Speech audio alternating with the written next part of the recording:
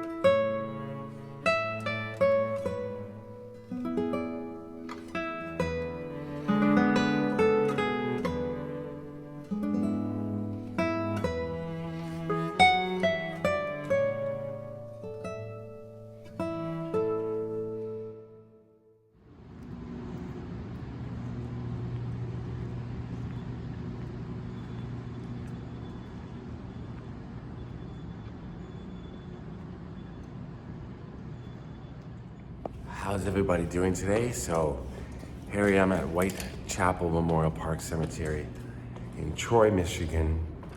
It's just about half an hour, 40 minutes north of Detroit. And this cemetery has a lot of famous people.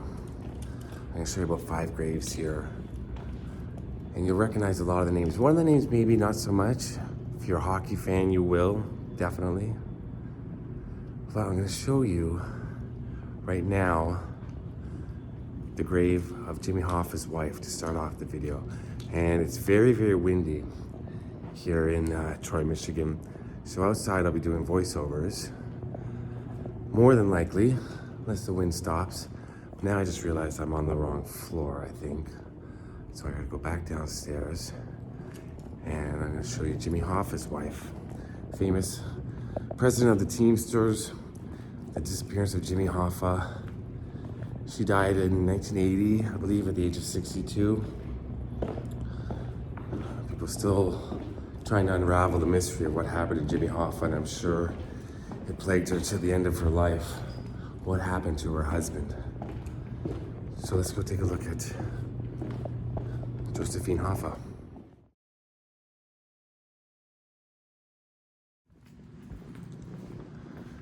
As you can see, it's quite huge, this mausoleum. But I think I'm in the right area. I believe I am.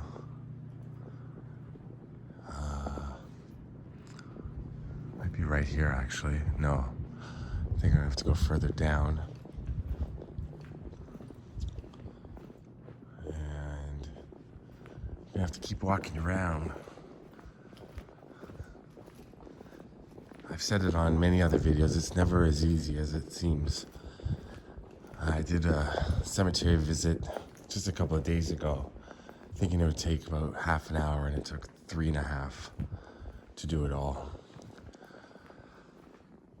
Even with information readily available on the internet, things like that, it's never that easy. But I do it because I want to pay respect to people either admired or famous people, and bring you along, and let, if it's something that you're interested in, that you pay your respects as well. And I believe right here is where Jimmy Hoffa's wife will be. So let's take a look.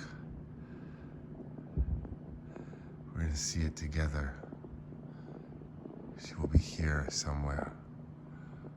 Almost positive. Hoffa, right here.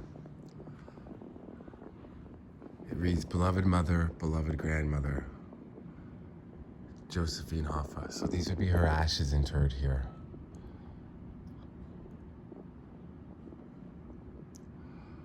March 21st, 1918 to September 18th, 1980.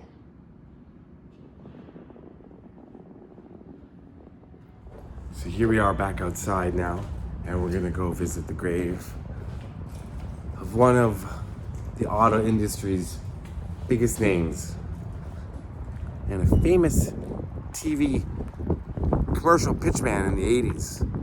He was everywhere on TV back then. Let's go find Iacocca. So this polar bear is a memorial to 94 men who were killed in battle when they went in, I believe it was 1918. They sent the United States sent an infantry regiment to North Russia to fight the Bolsheviks in hopes of persuading Russia to fight the war against Germany. And so 75% of the 5,500 Americans were from Michigan. 75%, wow. The newspapers called them Detroit Tone, and they called themselves polar bears. 94 of them were killed. And this is a memorial to them, that polar bear. It's no secret that foreign competitors have been giving American car makers a real beating. About 5 years ago, we decided enough is enough. This is where it stops. So from what I've been told, Iacocca does not have a gravestone yet, a headstone. And this is for his wife here. And he's going to be buried right beside it. There's the marker for Iacocca right there.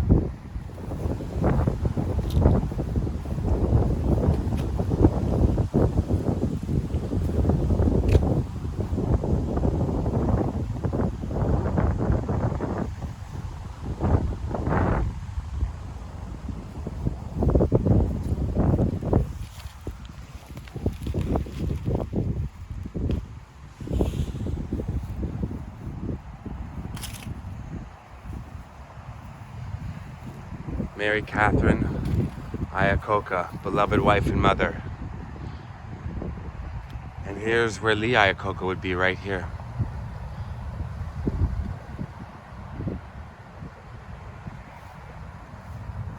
Mary McCleary Iacocca was Iacocca's first wife, and she died at age 57 from complications of type 1 diabetes, which fueled her husband's long-term commitment to funding research.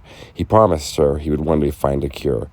Iacocca was the driving force behind the Ford Mustang and the man who saved Chrysler, and he died on July 2nd at age 94.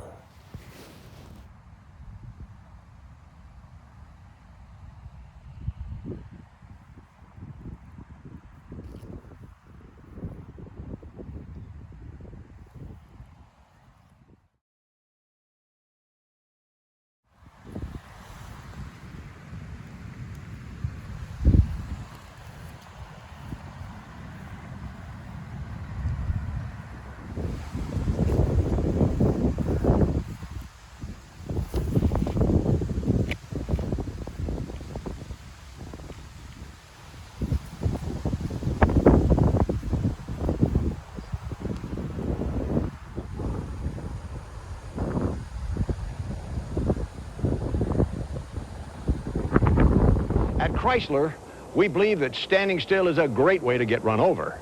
In this business, you lead, follow, or get out of the way.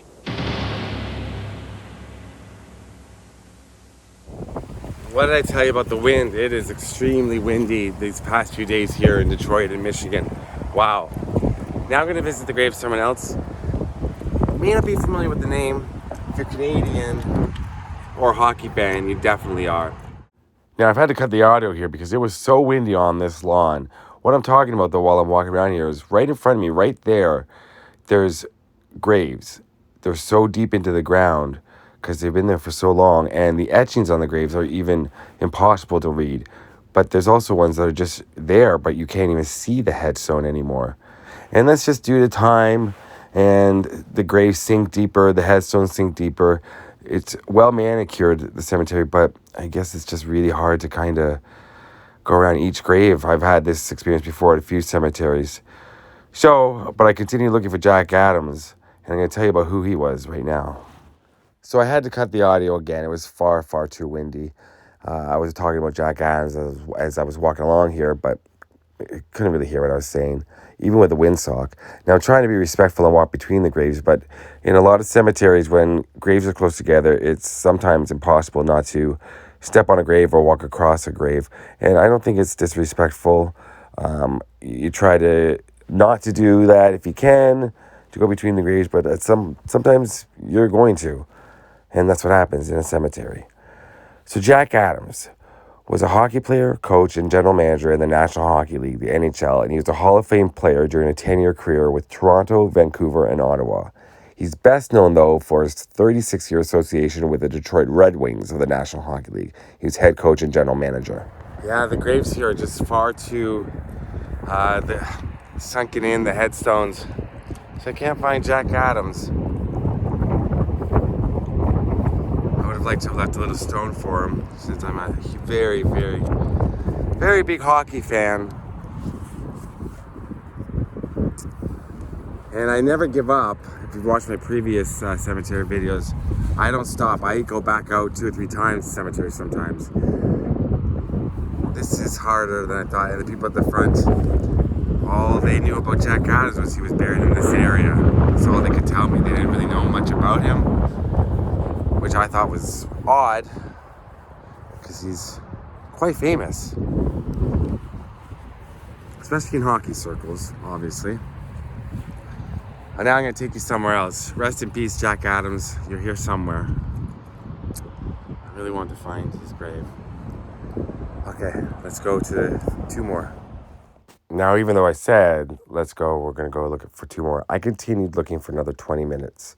And I included a lot of the footage, but I've edited it out now. But I want to also say about Jack Adams.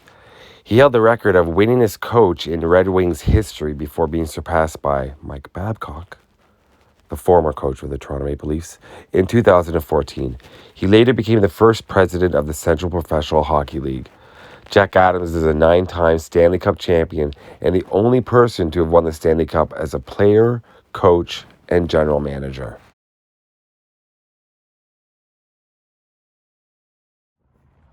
So here I am near the front of the cemetery now, and I'm looking for the grave of Dr. Jack Kevorkian, who is a medical pathologist who willfully helped dozens of terminally ill people end their lives, and he became the central figure in the national drama surrounding assisted suicide. He was 83 when he died in Royal Oak, Michigan, and the official cause of death was thrombosis, which is a blood clot. In arguing for the right of the terminally ill to choose how they die, Dr. Kevorkian challenged social taboos about disease and dying while defying prosecutors and the courts. He spent 8 years in prison after being convicted of second-degree murder and the death of the last of about 130 ailing patients whose lives he had helped end, beginning in 1990. Originally sentenced in 1999 to 10 to 25 years in a maximum security prison, he was released after assuring the authorities that he would never conduct another assisted suicide. In Iacocca, right here, that's the front entrance. Stop, make a right, stop by these green benches. Look for that giant headstone there. And Dr. Kevorkian is right in front. And I believe his beloved mother and sister, his wife, Margaret Kevorkian Janice. I think, I don't know, I will tell you soon.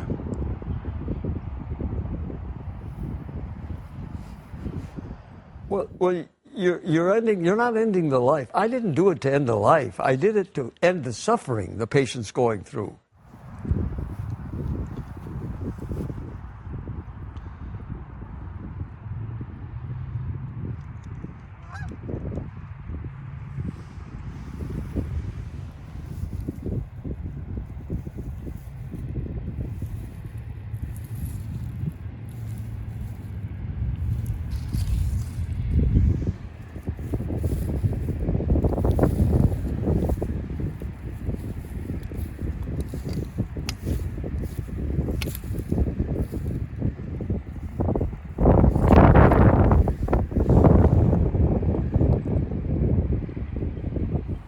And to end it off, right here I'm going to be able to find, I hope, easily the grave of John DeLorean, famous automobile pioneer, and brought us what?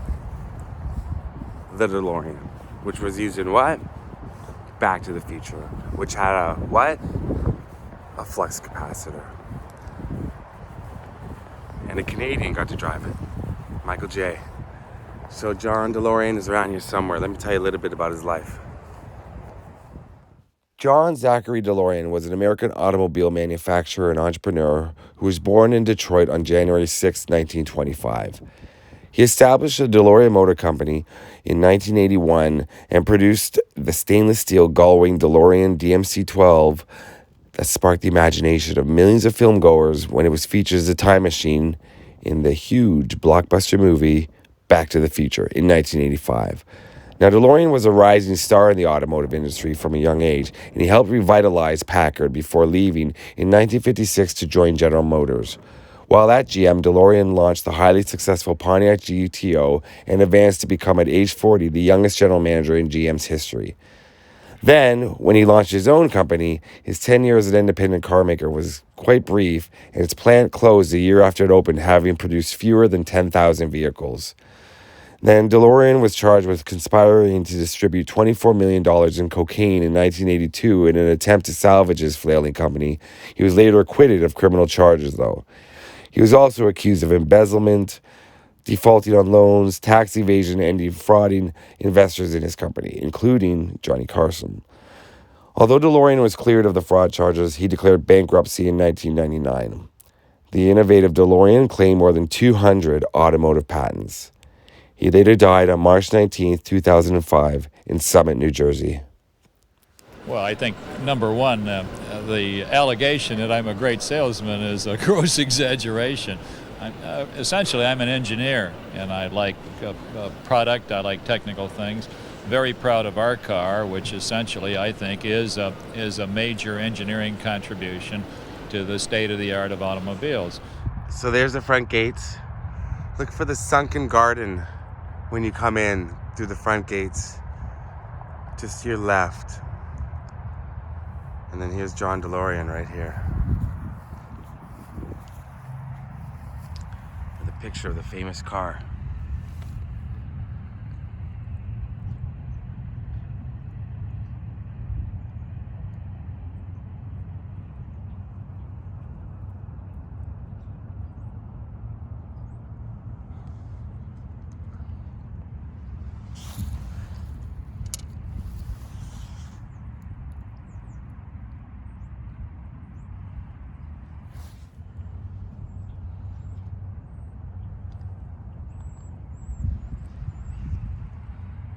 Okay, the wind has gone away for a little bit, thankfully.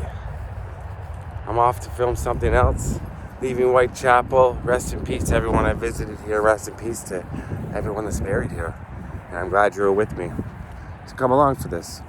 Okay.